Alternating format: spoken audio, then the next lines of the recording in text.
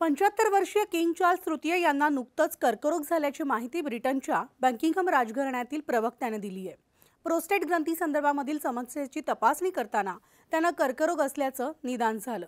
पण त्यांचा कर्करोग हा प्रोस्टेटशी संबंधित नाही, तर त्यांना नेमका कोणता कर्करोग आहे आणि शरीरातल्या कोणत्या भागात आहे याची स्पष्ट माहिती अद्याप दिलेली नाहीये। मात्र त्यांच्यावर कर्करोगावर केले जाणारे उपचार सुरू आहेत।